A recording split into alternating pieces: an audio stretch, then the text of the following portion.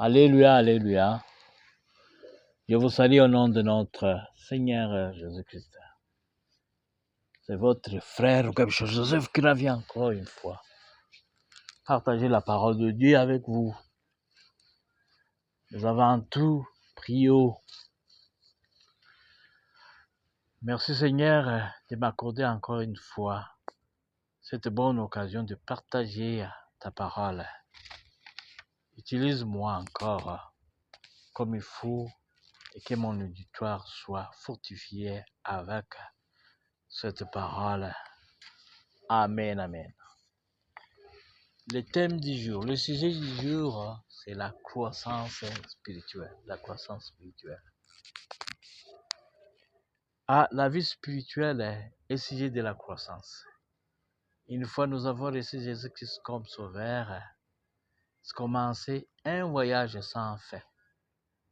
Aucun chrétien n'a atteint le sommet ou le point culminant. Nous devons alors croître. Nous devons vivre la croissance. En termes bibliques, en termes simples, voire d'un Corinthiens 3,18. La Bible du Seigneur explique mieux. Et nous tous qui, les visages découverts, contemplons comme dans un miroir la gloire du Seigneur, nous sommes transformés en son image, dans une gloire dont l'éclat ne cesse de grandir. C'est la lèvre du Seigneur, c'est-à-dire de l'Esprit. Amen, amen. Il y a 3 raisons qui justifient notre croissance spirituelle. Premièrement, la croissance spirituelle nous permet d'immerger complètement dans le salut. C'est-à-dire, c'est ce que Paul a essayé de paraphraser dans Galates 4,19. La Bible du Seigneur encore explique. Il est écrit, vous êtes mes enfants, et j'endure pour vous une fois encore les douleurs de l'enfantement, jusqu'à ce que le Christ soit formé en vous. Est-ce que le Christ est totalement formé dans votre vie? Ça, c'est votre question. Réponds toi-même. La deuxième raison, la croissance spirituelle nous aidera à combattre les tentations. Un chrétien mature est capable de combattre les tentations. La vie, elle est pleine de tentations. Il faut être mûr pour faire face aux tentations. Il faut que Jésus-Christ ait été complètement formé dans vous pour savoir combattre les tentations. Il faut être revêtu de sa nature pour vaincre Satan. Comme Jésus lui-même l'a fait, il a vaincu Satan. Voir Luc chapitre 4.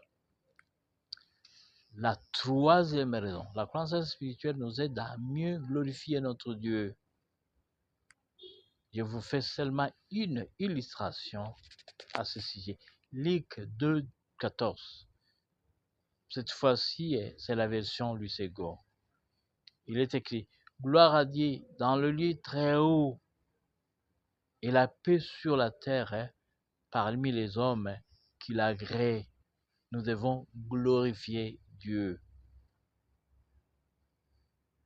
Un chrétien mature, celui qui est capable de bien glorifier Dieu avec son expérience, avec son Dieu, l'expérience avec son Dieu, lui permettra de glorifier Dieu comme il faut.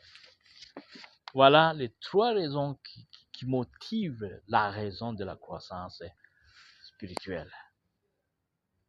Quels sont alors les pas à franchir? Il y a 8 pas à franchir. Il y a 8 pas à franchir pour atteindre, pour croître spirituellement. Premièrement, sois attentif à votre conscience. Victor Hugo a dit, la conscience, c'est Dieu dans nous. La conscience, c'est notre grand conseiller. C'est d'ailleurs notre grand prophète qui nous sonde. Il ne faut pas l'ignorer. Deuxièmement, il faut savoir prendre tes propres décisions. Nous nous laissons influencer par nos mauvais amis. Souviens-toi combien de fois tu as tenté de suivre sérieusement Dieu, mais tu as été toujours empêché par tes soi-disant amis. Quitte ce genre d'amis, tu auras entamé une bonne voie vers la croissance. Deuxièmement, avoir les pensées positives. Les pensées positives. Tu songes toujours à chèque. Tu te crées des amis imaginaires. Tu n'as jamais parlé à quelqu'un. Tu conclus déjà qu'il est votre ennemi. Paul, l'apôtre Paul, nous donne conseil dans Philippiens 4:8. Il donne les éléments qui doivent caractériser nos pensées. Il cite: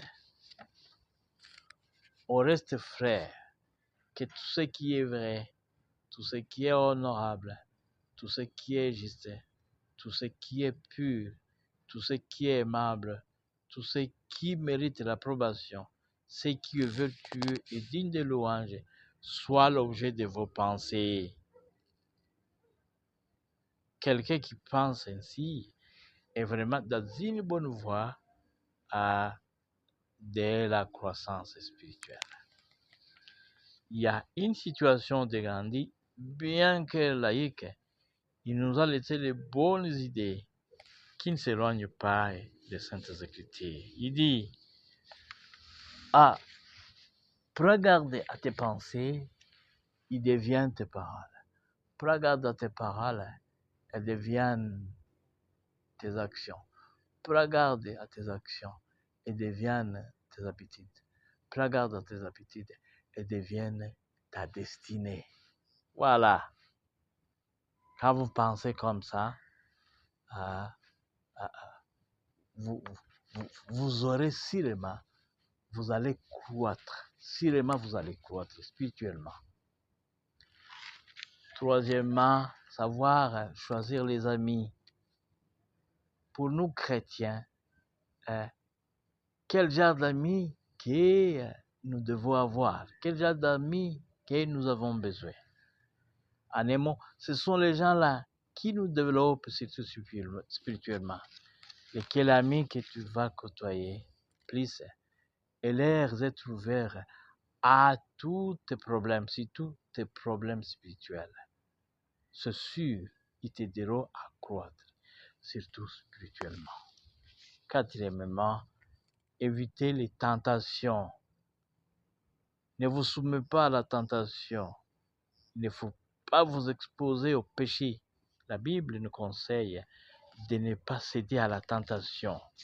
Matthieu 6:6. De fuir l'idolâtrie. 1 Corinthiens 10:14. Fuyez l'impudicité. 1 Corinthiens 6:18. La Bible nous conseille encore de fuir Satan et ils fuiront loin de nous. C'est ce que dit la Bible.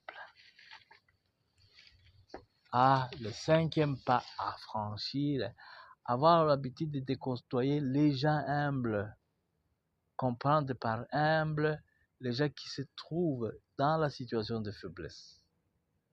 L'exemple, ce sont les pauvres, les malades, les opprimés. Ce n'est pas seulement les côtoyer, il faut aussi les aider. Souvenez-vous de la mission de notre Seigneur Jésus-Christ. Ce genre de personnes étaient sa cible, voire Luc 4:18.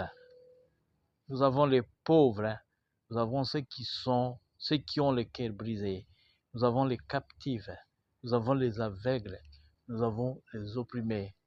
Voilà le cible de Jésus-Christ. Voilà les cibles d'un homme qui cherche la croissance spirituelle, un homme qui cherche à se rassembler à Jésus-Christ. Sixième pas à franchir. Quand vous avez tombé, tâchez à vous relever. Après tout, nous sommes les humains. Aussi longtemps que nous sommes encore dans cette vie, les péchés ne manqueront, les manquements ne manqueront, mais il ne faut pas rester là. Rentrer à la source, car l'eau vive, l'eau qui renforce, ne tarit jamais. Septièmement, cultiver la culture d'être en joie. Avoir la joie, c'est d'ailleurs biblique, voir Philippiens 4:4. Il est écrit, réjouissez-vous toujours dans le Seigneur. Je le répète, réjouissez-vous. Et en fait, le 8e pas à franchir, c'est avoir la patience. Il faut quand même avoir l'habitude de négliger certaines petites choses qui nous dérangent. Avoir l'habitude de comprendre les gens. Ceci vous aidera à lutter contre les ennuis inutiles. La patience est d'ailleurs un des fruits du Saint-Esprit, exécutif. Que Dieu vous bénisse et à la